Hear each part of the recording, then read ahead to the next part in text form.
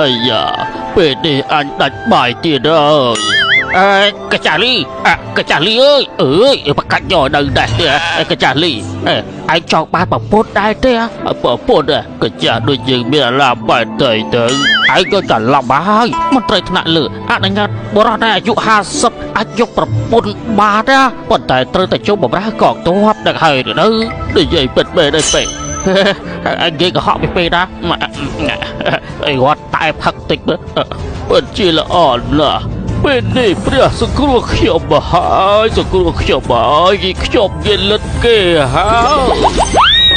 រៀបចំខ្លួនឲ្យទៅរៀបការទទួលរង្វាន់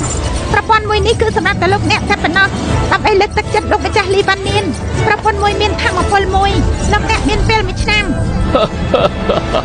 ពិតជាត្រឹមត្រូវហើយខ្ញុំបានឆ្លងពេលវេលាមកកាន់ពិភពសម័យបុរាណនេះគ្រាន់តែមកដល់ភ្លាមខ្ញុំគិតថាការពឹងផ្អែកទៅលើប្រព័ន្ធមួយនេះខ្ញុំនឹងអាចក្លាយជាអ្នកគ្រប់គ្រងនឹងផែនដីនេះទាំងមូលតែចុងរៃវិយោអីខ្ញុំឆ្លងពេលវេលាមកកាន់សម័យនគរទាំង10វាដូចជាឡប់អញ្ចឹង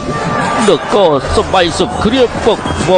ច្បាស់គ្នាគ្រប់ទីកន្លែងប្រជារាស្ត្រអត់អាហារមិនមានអាហារបរិភោគសូម្បីតែខ្ញុំពេលនឹងដាច់បាយងាប់ទៅហើយតែសំណាងល្អខ្ញុំមានពេលវេលាមួយឆ្នាំទៀតយ៉ាងហោចណាស់ក៏មានជីវិតរស់បន្តទៀតដែរល្អណាស់ខ្ញុំនឹងធ្វើឲ្យបានល្អធ្វើឲ្យជីវិតខ្លួនឯងរស់នៅដោយសុខសាន្តនិងមានជីវភាពល្អប្រសើរ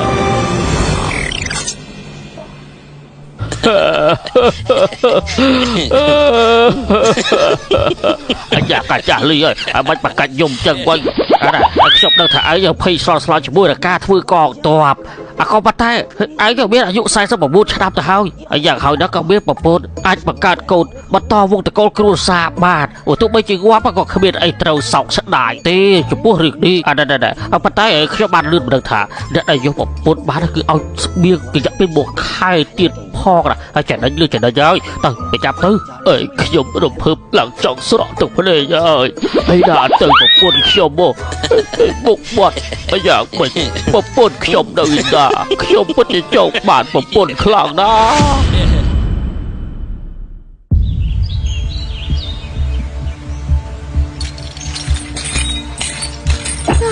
ដើរលឿនមក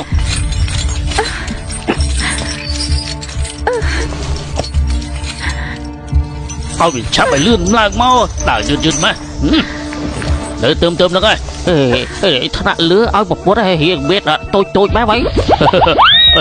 មើលទៅនាងក៏ពិតជាស្គមមែនណាធ្វើមិននឹងឲ្យបង្កើតកូនជួយឲ្យបានល្អទៅបាច់ខោផ្ទះខ្ញុំនេះគេឲ្យប្រពន្ធឲ្យមិនប្រពយកទៅឯងចង់អត់លិចមួយជីវិតដល់ណា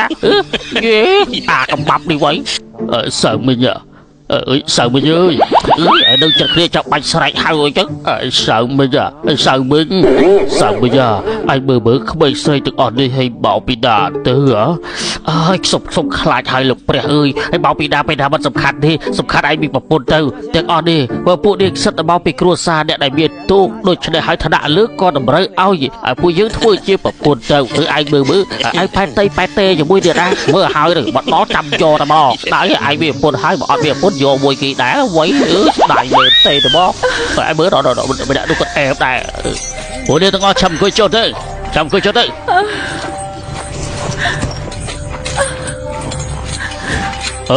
ហើយនៅទីនេះអាណាគេជាមេភូមិទៅខ្ញុំជាមេភូមិសុំគ្រប់របស់មើលទៅដូចជានេះហត់ពេកសុំជីកពិសាតែបាច់បូបាច់ច្រើនទេនៅសល់តែភូមិពេកឯងនៅចុងក្រោយណាឲ្យខ្ញុំហត់មែនទេនេះបញ្ញាប់ឲ្យពួកគេជ្រើសរើសទៅដល់ហើយនៅបាទទុកចិត្តទៅលឿនទៅ